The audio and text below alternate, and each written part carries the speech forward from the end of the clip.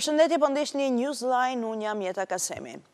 Gjyqtarja e gjykatës së posaçme Irena Gjoka thotë se kur ka plotësuar formularin e dekriminalizimit në 2016 nuk ka pasur dieni për procesin dhe dënimin nga gjykata greke e Janinës. Në një shkresë drejtuar Këshillit të Lartë Gjyqësor, Gjoka sqaron se nuk ka asnjë shkak ligjor për të mos vazhduar detyrën e saj si gjyqtare dhe se vendimi i dhënë ndaj saj në mungesë nga gjykata e Janinës në 2005 është arkivuar, nuk ka shkuar në një gjykatë më të lartë dhe nuk ka marrë kurrë formë të prerë, për pasojë i ka rënë fuqia juridike.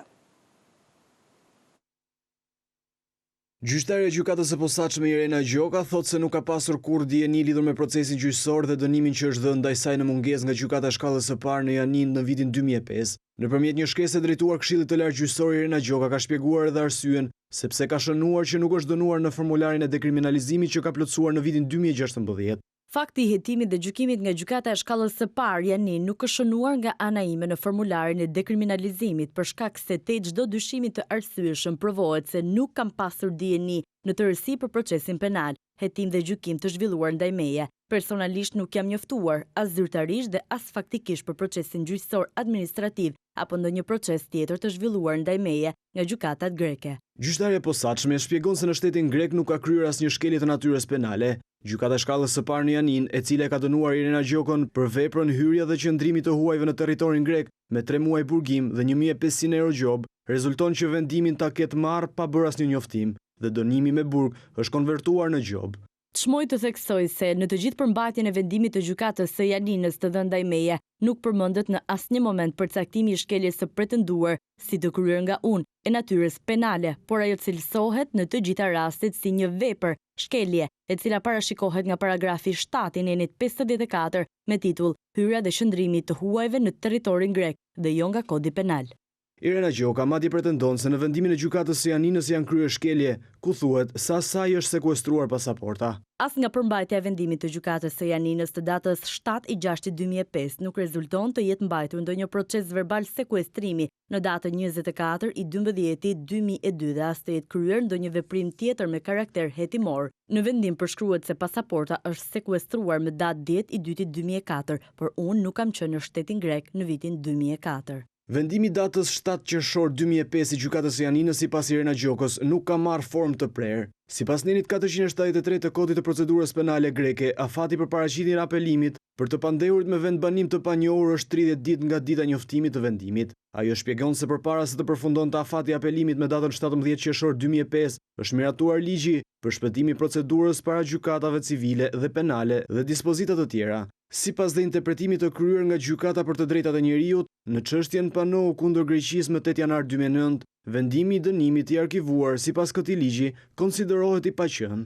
Dënimi nuk u regjistrua kurrë në regjistrin penal dhe për rridhoj, dënimi konsiderohet juridikisht sikur të mos ketë ekzistuar kurrë. Në rastin konkret, vendimi i dënimit nuk është i formës së prerë dhe si rridhoj, ai nuk ka asnjë vlerë juridike në territorin e Republikës së Shqipërisë. Në përfundim, në parashtesa drejtuar Këshillit të Lartë Gjyqësor, Irena Gjoka tregon edhe arsyet pse ajo nuk duhet të shkarkohet. Si konkluzion, vendimi i dënimit jo i formës së prerë i gjykatës së shkallës së parë Janinë nuk mund të përbëjë shkak për mbarimin e mandatit tim si gjyqtare, sepse ky vendim nuk cënon kushtet e zgjedhshmërisë. Në kushtet e analizuara më sipër, ky vendim konsiderohet si i paqen. Nga analiza e sipërcituar rezulton qartë se ILD nuk mund të fillojë procedim disiplinor ndaj meje në funksionin e gjyqtares, sepse nuk provohet se kam kryer një vepër penale. Vendimi i dënimit nuk sjell asnjë pasojë juridike. Për të diskutimit të sipërcituar, ILD-s nuk i lejohet të fillojë një procedim disiplinor pas 5 vjetëve nga koha kur ka ndodhur shkelja pretenduar. 142 të burgosur të burgut të Fushkrujës janë transferuar sot në 2 burgje të tjera të vendit. 85 prej tyre janë dërguar në burgun e sigurisë së lartë të Peqinit dhe 57 të tjerë në burgun e Durrësit. Mbi këtë çështje do të lidhemi me kolegen Bleona Prengza, e cila do të na përmendsë më detaje. Bleona, flasim për 142 të burgosur të Fushkrujës. Si janë shpërndar ata, ku janë vendosur dhe cilat janë arsyet pse është ndërmarrë ky veprim i fundit? Po, jeta 142 të dënuar të burgut të Fushkrujës janë transferuar ditën e sotme drejt burgut të Durrësit dhe të Peqinit, përkatësisht 85 prej tyre janë transferuar në burgun e sigurisë së lartë të Peqinit dhe 57 të dënuar u transferuan në burgun e Durrësit. Shkak për këto transferime është bërë konstruksioni që do të kryhet në burgun e Fushkrujës, ndërkohë transferimi i këtyre të fundit është bërë në masa të rrepta sigurie, ku në ndihmë në fakt të policisë së burgjeve, por edhe të stafit aty ka ardhur edhe forcat operacionale në drejtimin e specialistëve për kaci, gjithashtu lidhur me këtë transferim, por edhe me mënyrën se si do të transferoheshin këta të fundit, janë njoftuar dhe Drejtoria Vendore e Policisë Tiranë, si dhe Drejtoria Vendore e Policisë Elbasan, por edhe komisariatet e paracaktuara dhe të njoftuara lidhur me itinerarin e përcaktuar për transferimin e këtyre të burgosurve. Sipas njoftimit në fakt edhe të Drejtorisë së Përgjithshme të Burgjeve, transferimi është kryer në mënyrë të qetë dhe nuk ka patur asnjë problem gjatë transferimit të këtyre 142 të burgosurve. Të cilët tashmë janë vendosur në qelit e tyre. Po. Vlorna të falenderoj për raportimin, ndërkohë për të vijuar me tjera informacione, apeli i gjykatës së posaçme la në burg 8 anëtar të grupit Raja të arrestuar për trafik kokaine. Ato arrestuan në dhjetor gjatë një operacioni me urdhër të SPAK. Aktiviteti i tyre u zbuluar nga zbardhja e komunikimeve në Sky ECC. Grupi kriminal akuzohet për trafik droge nga Shqipëria drejt Malit të Zi me destinacion final Gjermanin, nga Shqipëria drejt Turqisë, si edhe nga vendet e Amerikës së Jugut drejt vendeve të Bashkimit Evropian. Apeli i posaçëm ka lënë në fuqi masat të sigurisë arrest me burg për 8 prej pjesëtarëve të grupit Raja. Islam Sefa, Jani Çavo, Aldo Gjini, Marvin Bushati, Përparim Raja, Gazmir Raja, Recep Raja, Zamir Aliaj. Anëtarët e grupit kriminal u arrestuan me urdhër të prokurorisë të posaçme antikorrupsion në dhjetor të vitit 2025. Sipas SPAK, grupi Raja ka trafikuar drogë nga Shqipëria drejt Malit të Zi me destinacion final Gjermanin, nga Shqipëria drejt Turqisë, si edhe nga vendet e Amerikës së Jugut drejt vendeve të BE-s. SPAK zbardhi edhe 3 episode droge nga vitet 2020-2021. Episodi i parë daton me 3 nëntor 2020, gjatë të cilit autoritetet e Malit të Zi sekuestruan 1722 kg bim narkotike, marijuanë që ishte nisur nga Shqipëria me destinacion Gjermanin. Episodi 2 të shënuar më 23 nëntor po të vitit 2020, ku sekuestruan në Holand 475 kg kokain, që ishte dërguar nga Ekuadori në portin Vlissingen. Ndërsa episodi 3 të shënuar në datë 26 janar 2021, ku në Turqi u sekuestruan 236 kg marijuanë që ishte nisur nga Shqipëria. Gjatë kontrolleve të bëra në dhjetor në banesat e anëtarëve të fisit Raja, u sekuestruan vlera të konsiderueshme parash që kapnin shifrën e 430.000 eurove, po ashtu u sekuestruan edhe automjete dhe ora Rolex. Ndërsa Shqipëria po ecë me hapa të shpejtë në negociatat drejt antarësimit në BE, Gjermania garanton mbështetje në rrugën e saj drejt integrimit evropian. Ministri i Jashtëm gjerman tha në Tiranë se rruga e nisur drejt Bashkimit Evropian duhet çuar përpara përmes përmbushjes së reformave. Günther Krischbaum vuri theksin tek reforma në drejtësi dhe vazhdimi i luftës ndaj krimit të organizuar dhe korrupsionit. Zyrtari i lartë i Berlinit takoi kryeministrin Rama dhe përfaqësues të politikës, përfshirë dhe të Partisë Demokratike, por shmangu nga takimet Sali Berisha. Në një moment vendimtar për fatin europian, Gjermania jep dritën jeshile Shqipërisë për antarësimin në Bashkimin Evropian. Në vizitën e tij në Tiranë, ministri i jashtëm për Europën i Gjermanisë, Günther Krischbaum, e bëri të qartë se Shqipëria ka mbështetjen e plotë të Berlinit zyrtar. Ne duam ta shohim Shqipërinë në Bashkimin Evropian, jemi njëkohësisht mik, mbështetës dhe kritik në rrugën e saj drejt Bashkimit Evropian. Ne shohim potencialin teje të madh dhe përpjekjet e Shqipërisë për reforma, por edhe sfidat kombëtare, rajonale dhe ndërkombëtare në procesin e antarësimit në Bashkimin Evropian. Këtë të premte, Krischbaum zhvilloi takime me kryeministrin Edi Rama, kreun e SPAK Lodian Braho dhe eksponent të mazhorancës e opozitës. Shqipëria është në pritje të mbylljes së grup kapitujve, ndaj Krischbaum nënvizoi se reforma duhet të vijojnë pa humbur kohë, si ato politike ashtu edhe në drejtësi. Shqipëria gjendet aktualisht në një moment vendimtar. Rruga e nisur në drejtim të Bashkimit Evropian duhet të çohet përpara me vendosmëri, duke zbatuar në këtë kontekst, në mënyrë të vendosur reformat e radhës, veçanërisht në fushën e shtetit të së drejtës dhe luftën e palëkundur kundër krimit organizuar dhe korrupsionit. Edhe në këtë vizit, ministri Krishbaum shmangu Sali Berishën, armiku i vjetër i kreut të PD, dikur e shpalli non grata për së dyti në emër të CDU-s, por sigurisht për Berishën atëherë edhe Krishbaum ishte mik i Lulzim Bashës. Maturantët kanë gati testet model të maturës shtetërore, të cilat mund t'i konsultojnë në përgatitje të provimeve. Rregulloria e maturës shtetërore është publikuar nga Ministria e Arsimit bashkë me datat e 4 provimeve.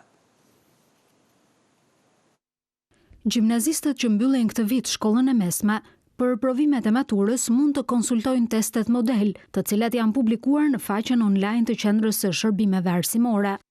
I kemi nxjerrë këto teste me synimin për të çdo maturant për të parë modelin e pyetjeve që do të jenë në maturën shtetërore, për të parë formatin e testit, po për të provuar edhe veten derisa të shkojë në datën 2 qershor që do të jetë edhe provimi i parë. Qendra e Shërbimeve Arsimore ka marrë të gjitha masat për ngritjen e grupeve të hartuesve të tezave, të cilët janë mësues të kualifikuar mbi 20 vite eksperiencë. Kryesisht këta mësues kanë vlerësimin e tyre shumë mirë apo shkëlqyeshëm dhe janë në fakt mësues që për një kohë të gjatë kanë hartuar tezat e maturës shtetërore. Testet e maturës shtetërore organizohen sipas një standardi tashmë, ku 80% e testit është në nivelin mesatar dhe 20% e testit është në nivelin e lartë. Ministria e Arsimit ka publikuar rregulloren me ndryshimet e nevojshme për procesin e maturës shtetërore. Drejtuesit e shkollave nuk duhet të presin qershorin për të publikuar emrat e nxënësve, të cilët për shkak të rezultateve nuk mund të nënshtrohen provimeve të maturës. Ata mund të rezultojnë betës në 1, 2 apo në 3 lëndë, ndaj komunikimi do të jetë më i hershëm dhe sigurisht nuk do të jenë të pranishëm në tabelën përfundimtare të shkollës së tyre për procesin e maturës shtetërore. Në vitet më herët, në fakt, emrat e maturantëve që nuk e përfundonin me sukses vitin e 3 të shkollës së mesme, duket se, sidomos në provimet e para, kanë qenë të përfshira në listën e shkollës, ndaj ne duam që të mos krijojmë asnjë lloj keqkuptimi.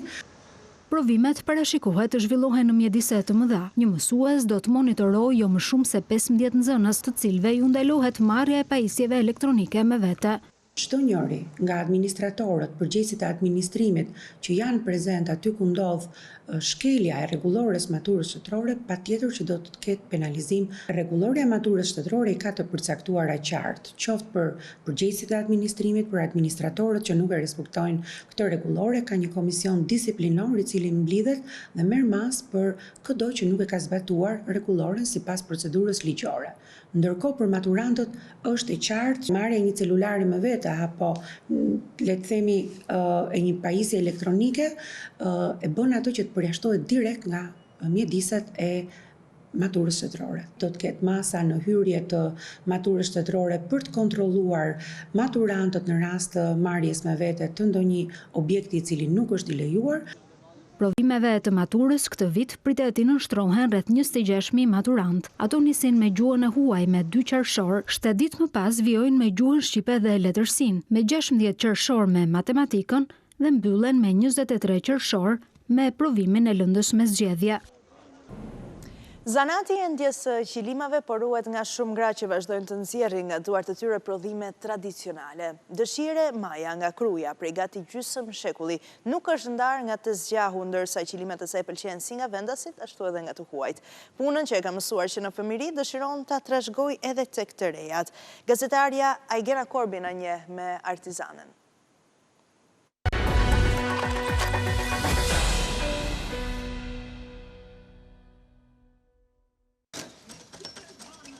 Çdo fije kalon në përgishta dhe e lidh në të zgja. Duart e saj nuk ndalen, por lëvizin me siguri. Rresht pas rreshti, dëshirja jep formë qëllimit. Që moshën 15 vjet, 16 që kam fillu, unë kam pas shumë qejf. Ka rreth 48 vjet që e bën këtë punë. Ishte 16 vjeçe kur mësoi zanatin dhe që atëherë nuk është ndalur. Ne në kohën e komunizmit kemi pas një repart madh që punojshin gjithë nënat tona dhe nuk na çojshin në shkollë, ata që ishin për taf për punë, se erdhi një kërkesë shumë e madhe për prodhimin e qëllimeve dhe hym nga klasa 8 deri sot unë kam punu. Traditën e ka kthyer në biznes. Dëshirja është një ndër artizanet e pakta në pazarin e Krujës. Kjo dështë diti me të katëror, po një që lëmë 2 me 3 dë 20 e sa dit, unë punoj për vete. Në kur se punoj, e po ja qëj dikuj tjetë, ama estifika. Me këte kemi jetu. Endja e një qëllimi kërkon javë, madje edhe muaj, por puna e dorës mbetet unika. Vendasit e kanë kthyer vëmendjen tek ajo, por Ertizania thotë se më të interesuar janë të huajt. Tani ka hy mod për gjithë, ndesh për shqiptarët, ndesh për të huajt. Po shqiptarët nuk e është ekonomia, hala, po prap, e kanë vlerësu. Kush ka desh me e bo, e kanë bo. Dhe migrantët kanë bo përësin, kanë qërë njerëzit e vetë e kanë marë. Më shumë kanë pasë të huj. Përqenë Amerikani, Danimarka, Gjermani edhe Anglesi. Shumë. Edhe Izraeli. Një qëllim për ta shpesh është një arsye për të rikthyer në Krujë. Ka zgjedh vetë modelin ose ka pro vetë modelin, unë ja kam bo mas 6 muaj, ka nar prap. I vjen keq se ajo vetë nuk mund ta trashëgoj zanatin, por që ai të mos zhduket, apelon për ndihmë nga shteti. Shkollat janë, po të hapët që të futët, kur kemi hyne, 16 vjeqë, dhe në moshën 18 vjeqë, unë kemi pagujt ka 2 orë, 3 orë, se nuk lejojshin me punu që moshë 16. Po pakten ishim të puncu, e ne më mësu zanati, për kështë të vinë edhe të rejat. Po unë kam qunat, keshëm vje me thonë drejt ma, se ta filesh që moshën 16 vjeqë, ta lesh, më vje keshë, unë sa të kemë syje e kra, unë dhe të punoj.